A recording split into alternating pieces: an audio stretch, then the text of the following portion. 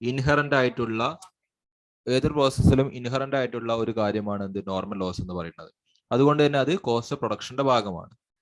So അതിന് നമ്മൾ എന്ത് ചെയ്യാറില്ല, ഈക്വലന്റ് പ്രൊഡക്റ്റ് യൂണിറ്റിലേക്ക് അതിനെ അതുകൊണ്ട് കൺവേർട്ട് ചെയ്യാറില്ല. സോ നമ്മൾ സ്റ്റേജ് ഓഫ് കംപ്ലീഷൻ, ക്വസ്റ്റിൽ സ്റ്റേജ് ഓഫ് കംപ്ലീഷൻ 80, 70 എന്നൊക്കെ പറഞ്ഞ് തന്നിട്ടുണ്ട്. പക്ഷെ അത് ഉപയോഗിച്ചുകൊണ്ട് നമ്മൾ എന്ത് ചെയ്യുന്നില്ല, നോർമൽ ലോസിനെ ഈക്വലന്റ് പ്രൊഡക്റ്റ് യൂണിറ്റ് നമ്മൾ കമ്പ്യൂട്ട് ചെയ്യുന്നില്ല. കാരണം അതാ എന്താണ്, അത് പ്രൊഡക്ഷൻ കോസ്റ്റിന്റെ ഭാഗമാണ്, നമ്മൾ പ്രതീക്ഷിക്കുന്ന ലോസ് ആയതുകൊണ്ട്. പിന്നെ നമുക്ക് ക്വസ്റ്റില് നമ്മൾ ഇവിടെ ഒരു ലൈൻ ഞാൻ വിട്ടതിന്റെ ഉദ്ദേശം, നമ്മൾ ചെയ്തു വരുമ്പോഴായിരിക്കും നമുക്ക് അബ്നോർമൽ ഗെയിൻ ആണോ അബ്നോർമൽ ലോസ് ആണോ എന്നുള്ളത് നമുക്ക് മനസ്സിലാവുക. അപ്പൊ അത് അങ്ങനെ ആണ് എങ്കിൽ അബ്നോർമൽ ലോസ് നമ്മൾ എഴുതുക നോർമൽ ലോസിന് തൊട്ട് താഴെയാണ്. അപ്പൊ അതുകൊണ്ട് ഒരു ലൈൻ അവിടെ ഞാൻ വിട്ടു.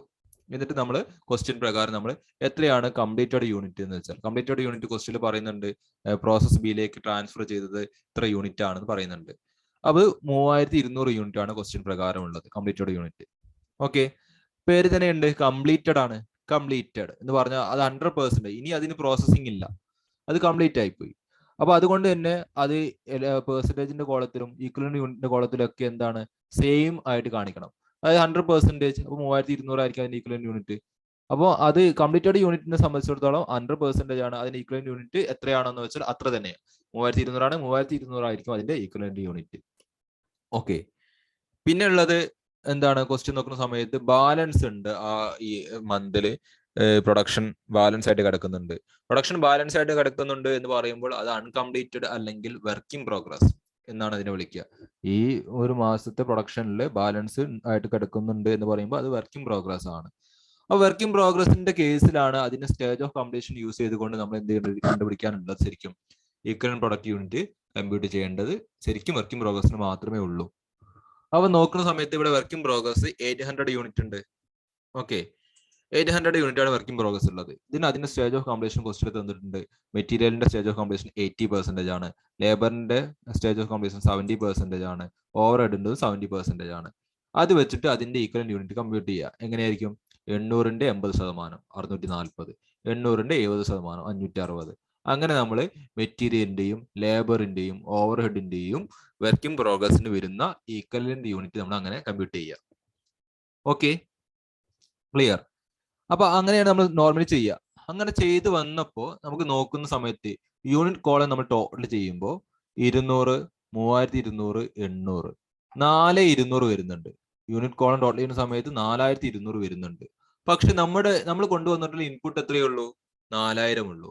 അപ്പൊ അതിന്റെ അർത്ഥം എന്താണ്, നമ്മൾ പ്രതീക്ഷിക്കുന്ന ഒരു ലോസ് ഉണ്ടായിരുന്നു, ആ ലോസ് അവിടെ സംഭവിച്ചിട്ടില്ല എന്നുള്ളതാണ്.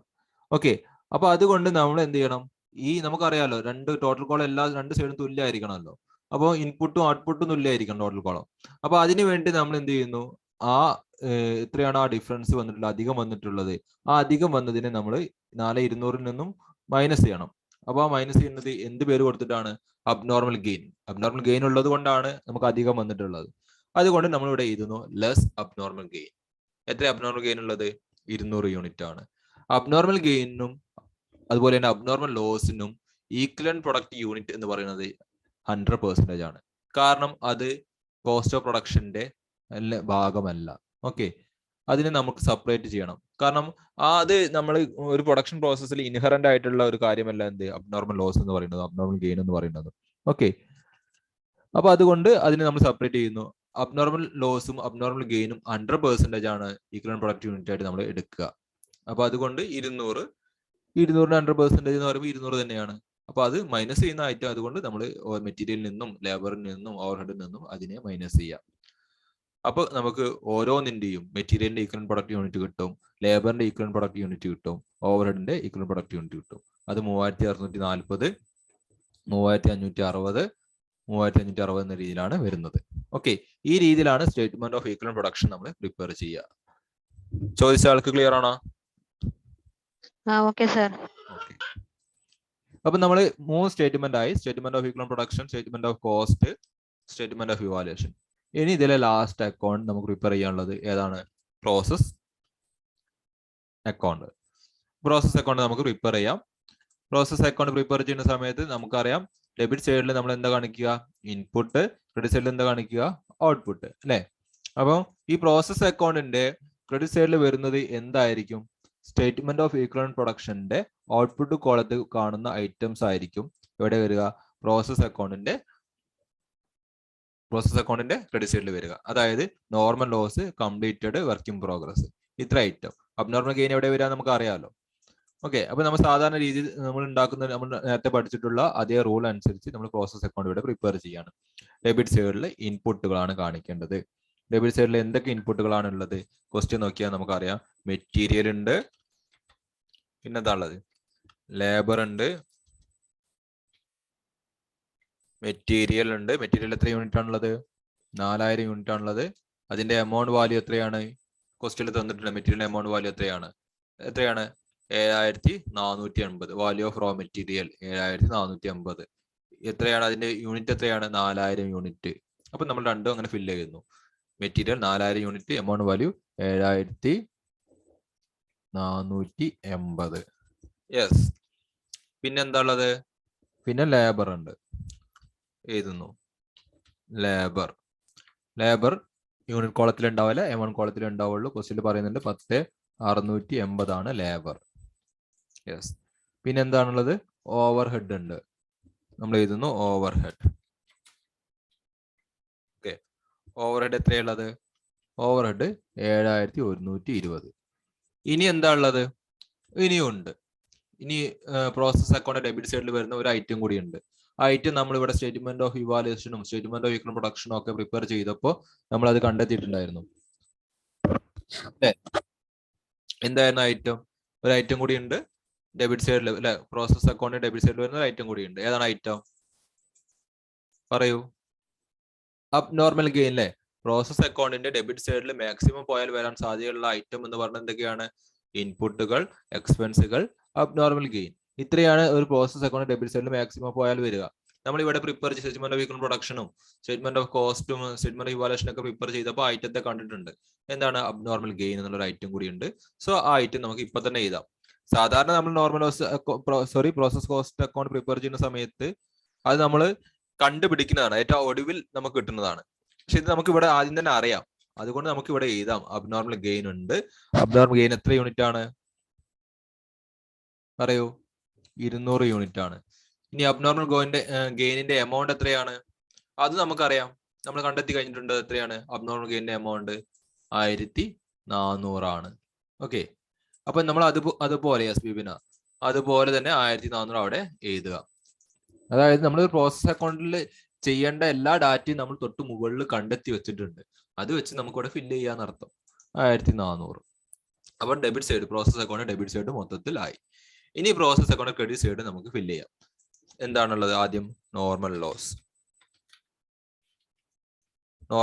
ഇത് ഫില്ല് ചെയ്ത് വരുമ്പോൾ ഡെബിറ്റും ക്രെഡിറ്റും ടാലി ആവണം. ഓക്കെ, നോർമൽ ലോസ് 200 യൂണിറ്റ് ഉണ്ട്. നോർമൽ ലോസിന് എന്തുണ്ട്? സ്ക്രാപ്പ് വാല്യൂ ഉണ്ട്. നോർമൽ ലോസിന് സ്ക്രാപ്പ് വാല്യൂ ഉണ്ടാകുമ്പോൾ എമൗണ്ട് കോളത്തിലും കാണിക്കണം. എത്രയാണ്? 200 × 1. എത്രയാണ്? 200 തന്നെ.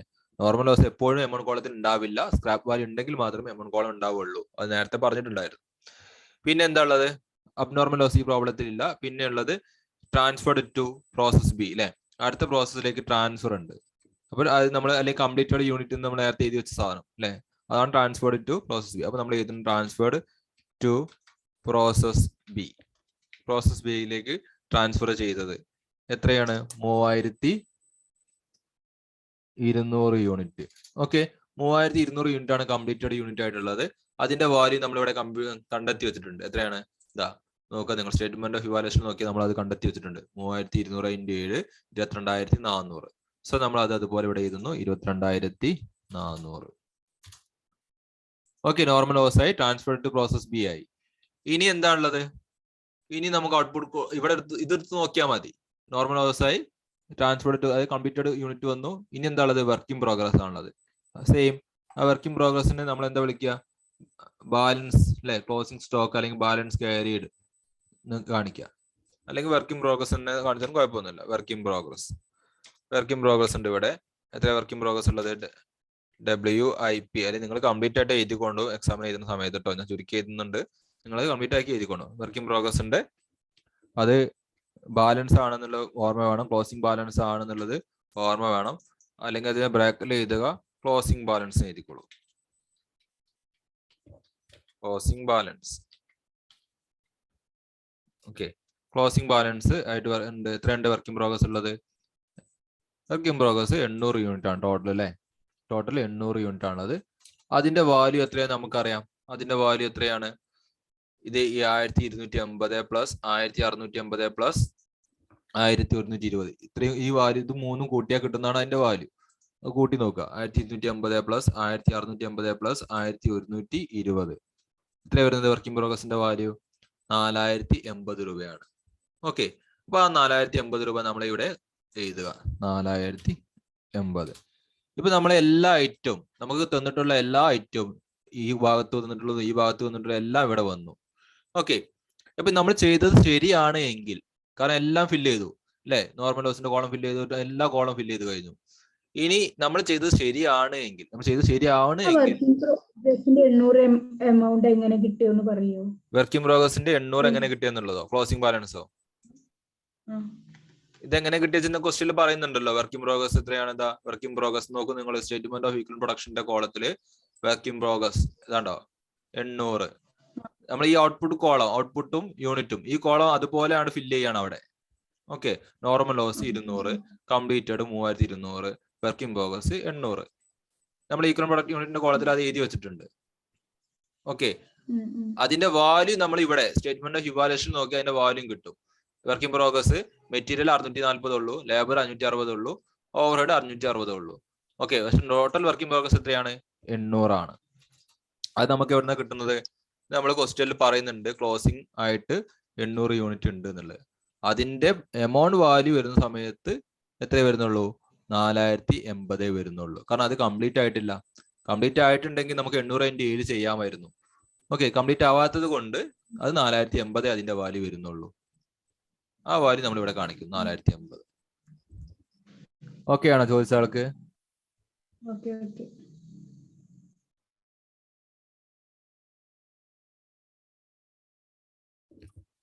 ഓക്കെ അല്ലേ?